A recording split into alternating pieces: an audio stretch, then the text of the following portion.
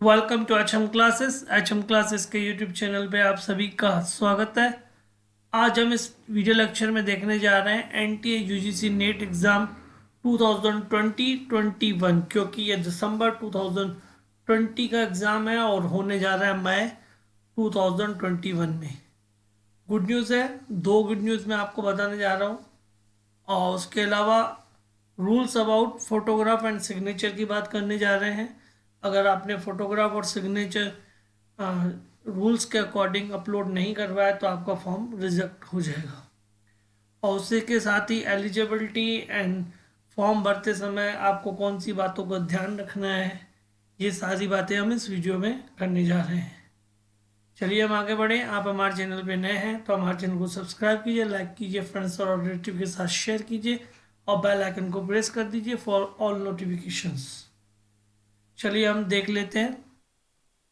पहले हम आ जाते हैं इसके मेन बुलेटिन पे आ गए हैं। जैसे कि आपको पता होगा कि फॉर्म सबमिट करने का जो प्रोसेस है वो स्टार्ट हो चुका है। ये इसकी मेन वेबसाइट है।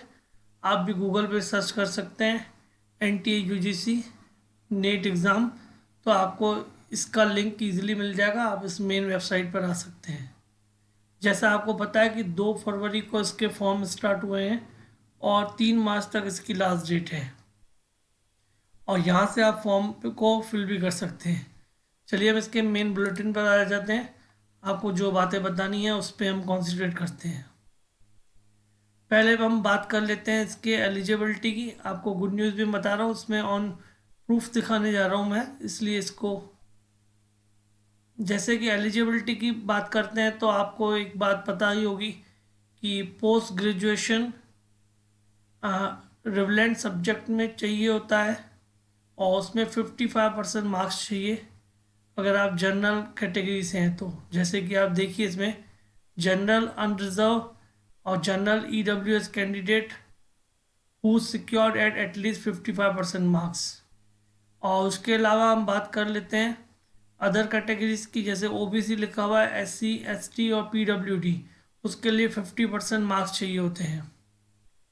और चलिए फिर इसमें मेन चीज़ की बात मैं आपको बताना चाह रहा हूँ। जैसे मैंने थंबनेल में भी डाला हुआ है कि post graduation previous year can also apply. ये इसलिए हम आपको बता रहे हैं, अगर आप फॉर्म परसुइंग में डाल देते हैं, अगर आप प्रीवियस ईयर में भी हैं तो भी आप फॉर्म परसुइंग में डाल सकते हैं। जब आप नेट क्लियर कर लेते हैं तो नेट क्लियर करने पे जो आपको सर्टिफिकेट अलॉट किया जाता है, उस सर्टिफिकेट में पर्टिकुलर आपको मास्टर डिग्री कंप्लीट करने के लिए पूरे 2 साल का समय दिया जाता है। इसका मतलब ये है कि आप प्रीवियस ईयर में भी हैं और आप अप्लाई कर रहे हैं और अगर आपका नेट क्लियर हो जाता है तो उस नेट की जो डेट आएगी सर्टिफिकेट की, उससे आपको 2 साल और दिए जाएंगे पोस्ट ग्रेजुएशन कंप्लीट करने के लिए। अगर आप उस टाइम पीरियड यानी 2 साल में पोस्ट ग्रेजुएशन कर लेते हैं तो बाकायदा आपका ये वाला जो नेट का सर्टिफिकेट है वो वैलिड रहेगा। एक तो ये गुड न्यूज़ थी और दूसरी गुड न्यूज़ ये है कि इसमें जो जेआरएफ की जो मतलब एज लिमिटेशंस है उसको 1 साल बढ़ा दिया गया है। वैसे शुरू शुरू में तो जेआरएफ 28 ईयर्स वाले अप्लाई कर सकते थे, फिर 30 ईयर्स वाले अप्लाई कर सकते थे, लेकिन इस बार आप देख पा रहे हैं age limit and relaxation JRF not more than 31 years age on first day of the month in which of the examination is conducted 1 March 2021। यानी एक अच्छी खबर ये भी है, जो कैंडिडेट अपर एज हो गए थे 30 से भी बाहर, वो इस बार वापस अप्लाई कर सकते हैं जेआरएफ के लिए। उनके लिए तो बहुत अच्छी खबर है। और इसके बाद हम बात कर लेते हैं आपके, जैसे कि पहले एलिजिबिलिटी की बात कर ली ये और इसमें एज की भी बात कर ली। अब आपकी मेन चीज़ पे आ जाते हैं, फोटोग्राफ और सिग्नेचर पे। क्योंकि फॉर्म भरते समय आपको ये बात ध्यान रखनी है कि फ़ोटोग्राफ और सिग्नेचर अकॉर्डिंग टू रूल्स आपको अपलोड करवाने हैं। कहीं से भी आप फॉर्म फिल करवाएं तो इन चीज़ों का ध्यान रखिए, अदरवाइज़ आपका फॉर्म रिजेक्ट कर दिया जाएगा। जैसे कि आप देखिए candidate photograph, to be uploaded. The photograph must be taken on or after 1st October 2020, preferably indicating clearly the name of candidate along with the date of taking the photograph. Photograph should not be with the cap or goggles. इसमें एक चीज़ आपको ध्यान रखनी है, अभी तक वैसे ये वाला रूल्स तो रेलवे के पेपर्स में अप्लाई होता था, जो कि आजकल जो लास्ट ईयर से और अभी आप फर्स्ट टाइम भर रहे हैं ये अगर नेट का पेपर, तो आपको ये ध्यान रखना है फोटोग्राफ आपको 1 अक्टूबर के बाद, मतलब अभी की रिसेंटली आप क्लिक करवा सकते हैं, या 1 अक्टूबर के बाद आपकी क्लिक की हुई है तो उस फोटोग्राफ के नीचे आपका नाम, फुल नेम एंड उसमें जो डेट है जिस दिन आपका ये फोटोग्राफ क्लिक किया हुआ है वो दोनों डेट ऑफ सिग्नेचर यानी नाम, ये दोनों क्लियर आपके उसमें मेंशन होने चाहिए फ़ोटो के साथ। ये चीज़ आपको ध्यान रखनी है। अगर आप फ़ोटो केवल अपलोड करवा देते हैं तो फॉर्म रिजेक्ट हो जाएगा। फोटोग्राफ के साथ उसकी डेट जब वो क्लिक किया हुआ है और आपका नाम, ये दोनों चीज़ें आपको ध्यान रखनी है। और अगर आप मतलब चश्मा पहनते हैं, रेगुलर पहनते हैं तो चश्मा पहनकर फ़ोटो क्लिक करवाइए, अगर रेगुलर नहीं पहनते हैं तो डायरेक्ट वैसे ही क्लिक कीजिए।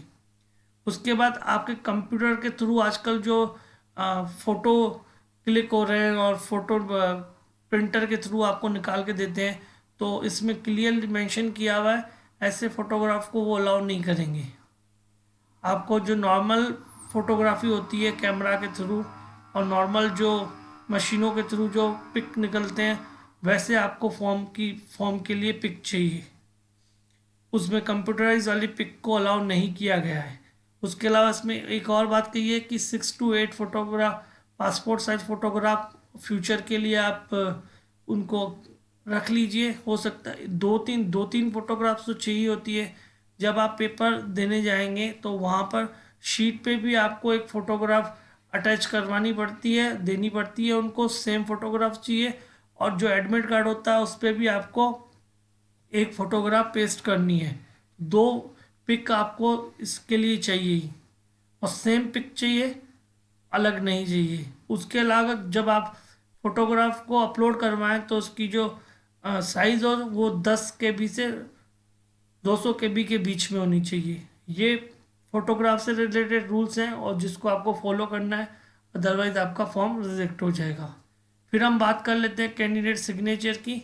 सिग्नेचर जो होने चाहिए वो रनिंग राइटिंग में होने चाहिए।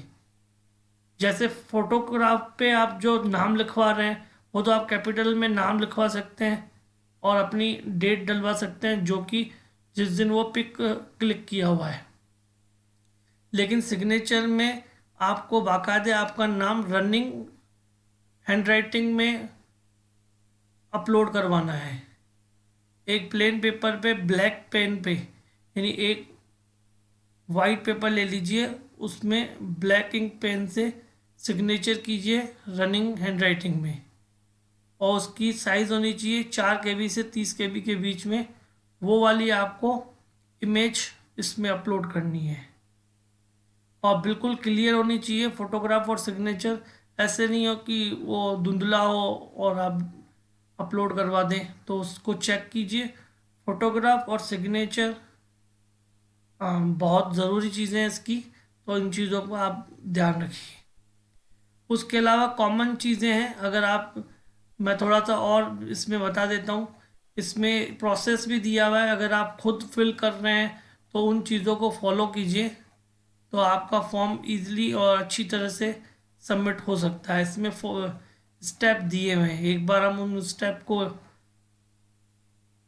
देख लेते हैं। इसमें जैसे कि आपका फर्स्ट इमेज ये आ जाएगी जिसमें आपको पहले यहाँ पे न्यू रजिस्ट्रेशन में जाके ये अपनी इंफॉर्मेशन सबमिट करनी है। न्यू रजिस्ट्रेशन पर आप जैसे ही जाते हैं इन बॉक्स पे यहाँ पे क्लिक कीजिए, क्लिक हियर टू प्रोसीड पे चले जाइए, ये जनरल इंफॉर्मेशन फिल कीजिए और सबमिट कर दीजिए। आपको एक मैसेज आ जाएगा जिसमें एप्लीकेशन नंबर आ जाएगा और उस एप्लीकेशन नंबर को आप, ऐसे मैसेज आ जाएगा जिसमें एप्लीकेशन नंबर आ जाएगा, उसमें फिर से आपको ये विंडो शो होगी, उसमें आपको एप्लीकेशन नंबर डाल के जैसे ही आप अंदर जाएंगे इसमें तो ये फर्स्ट पेज इसका ओपन हो जाएगा। इसमें जनरल इन्फॉर्मेशन है, आपका नाम पता वगैरह, जिस सब्जेक्ट में आप अप्लाई कर रहे हैं उसको भर के फिर फिल करके सबमिट कर दीजिए। और उसके बाद सेकंड स्टेप फिर इसका ये आ जाता है फोटोग्राफ, जैसे मैंने आपको बता दिया, सिग्नेचर के बारे में बता दिया। आप इसको अपलोड कीजिए। अपलोड करने के बाद इसमें आपसे फीस पेमेंट, फीस के लिए कहेगा, फीस सबमिट कीजिए और आपका फॉर्म इस तरीके से पूरा सबमिट होके इस तरीके से इमेज आपके सामने आ जाएगी। आप इसको डाउनलोड करके अपने पास फ्यूचर रेफरेंस के लिए सेव करके रख लीजिए।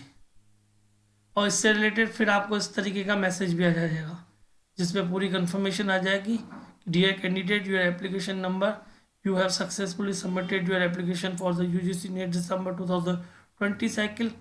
और इससे रिलेटेड कोई भी प्रॉब्लम है तो आप कमेंट कर सकते हैं, हम आपको टाइम मिलते ही रिप्लाई करेंगे। Keep watching our channel. आपने हमारा चैनल अभी तक सब्सक्राइब नहीं किया तो इसी तरीके नोटिफिकेशन पाने के लिए हमारे चैनल को सब्सक्राइब कीजिए। Thank you very much.